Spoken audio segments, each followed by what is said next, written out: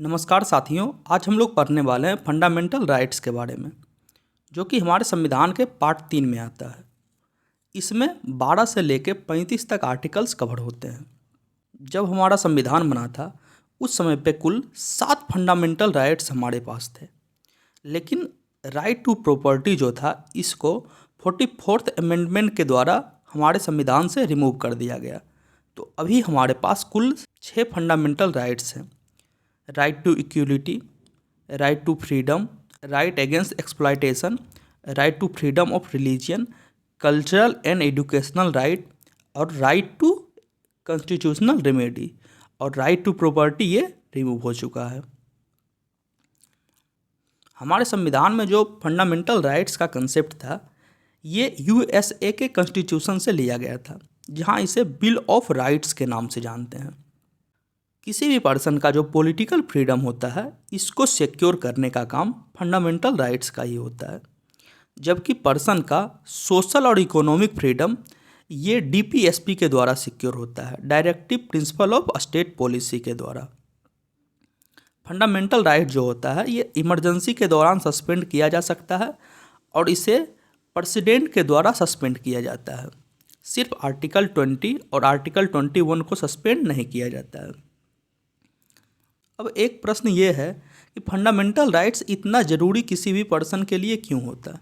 तो इसका उत्तर है कि विदाउट फंडामेंटल राइट्स किसी भी पर्सन का लाइफ डिग्निफाई मैनर में नहीं चल सकता है। अर्थात बिना फंडामेंटल राइट्स के व्यक्ति स्वाभिमान के साथ नहीं जी सकता। इसलिए व्यक्ति के ऑल डेवलपमेंट के लिए फंडामेंटल राइट्स ज़रूरी हैं। फंडामेंटल राइट जो होता है ये स्टेट के अगेंस्ट होता है, ना कि किसी प्राइवेट इंडिविजुअल के। इसका मतलब किसी पर्सन के फंडामेंटल राइट्स को सुनिश्चित करना ये स्टेट की जिम्मेदारी होती है। यदि किसी पर्सन का फंडामेंटल राइट्स वायलेट हो तो वो स्टेट के अगेंस्ट केस फाइल कर सकता है, ना कि किसी प्राइवेट इंडिविजुअल के। अब ये जो शब्द है स्टेट, इसको आर्टिकल 12 में डिफाइन किया गया है। इसके अनुसार स्टेट हम इंडिया के गवर्नमेंट और पार्लियामेंट को कह सकते हैं। इंडिया में जितने राज्य उपस्थित हैं उसके गवर्नमेंट और लेजिस्लेचर को कह सकते हैं। जितने भी लोकल अथॉरिटीज़ हैं और जितने भी अदर अथॉरिटीज़ हैं इन सब को स्टेट माना जा सकता है। इसको हम लोग सिंपल लैंग्वेज में यदि बोले तो executive and legislature of union, executive and legislature of state, local authorities और अदर अथॉरिटीज़ को हम लोग स्टेट बोल सकते हैं। एग्जीक्यूटिव ऑफ यूनियन ये हमारे देश का गवर्नमेंट होता है, जिसमें president, vice president and council of minister with prime minister आते हैं। जबकि लेजिस्लेचर ऑफ यूनियन में हमारा देश का जो पार्लियामेंट होता है वो आते हैं। पार्लियामेंट में प्रेसिडेंट, लोकसभा एंड राज्यसभा होते हैं। यहीं एग्जीक्यूटिव ऑफ स्टेट में उस राज्य का गवर्नमेंट आते हैं। इसमें गवर्नर होते हैं, council of minister with chief minister होते हैं। जबकि लेजिस्लेचर ऑफ स्टेट में गवर्नर, स्टेट लेजिस्लेटिव असेंबली और स्टेट लेजिस्लेटिव काउंसिल आते हैं, विधानसभा और विधान परिषद। फिर बात आती है लोकल अथॉरिटी को। लोकल अथॉरिटी में म्युनिसिपल बोर्ड, पंचायत बोर्ड ये सब आते हैं, लेकिन अदर अथॉरिटीज़ को कहीं भी संविधान में डिफाइन नहीं किया गया। तो इसको हम लोग समझेंगे केस लॉज की मदद से। लेकिन उसके पहले एक प्रश्न का उत्तर जानते हैं, क्या जुडिशरी को हम लोग स्टेट बोल सकते हैं? तो इसका आंसर है यदि जुडिशरी जुडिशियल फंक्शन परफॉर्म करे तो हम उसे स्टेट नहीं बोलेंगे, जबकि नॉन जुडिशियल फंक्शन परफॉर्म करे तो हम उसे स्टेट बोलेंगे।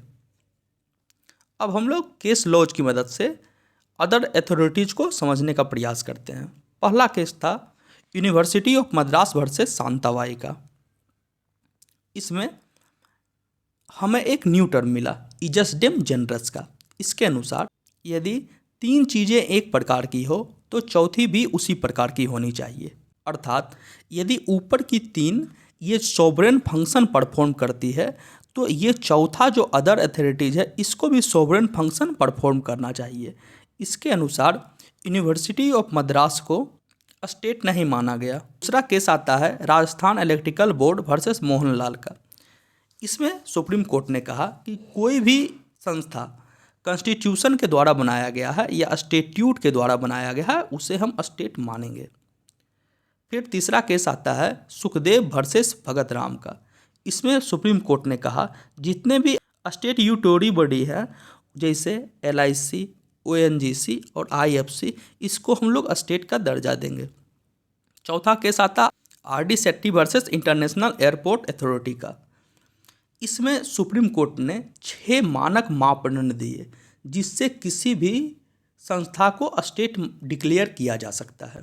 पहला था यदि गवर्नमेंट का इंटायर शेयर कैपिटल उस संस्था में हो, यदि स्टेट का फाइनेंशियल असिस्टेंस उस संस्था में इतना ज़्यादा हो कि उसका मैक्सिमम खर्चा इसी में निकल जाता है। तीसरा, स्टेट का डीप एंड परवेसिव कंट्रोल उस संस्था में हो, वो संस्था पब्लिक इम्पोर्टेंस के लिए काम कर रहा हो, गवर्नमेंट का कोई डिपार्टमेंट उस संस्था को ट्रांसफर किया गया हो, या वो संस्था मोनोपोली स्टेटस एंजॉय करता हो। ये 6 पॉइंट्स के मद्देनज़र किसी को स्टेट बोला जा सकता है। केस आता है सोम प्रकाश वर्सेस यूनियन ऑफ इंडिया का। इसमें भारत पेट्रोलियम को स्टेट माना गया। अगला केस था अजय हाशिया वर्सेस खालिद मुजीब का।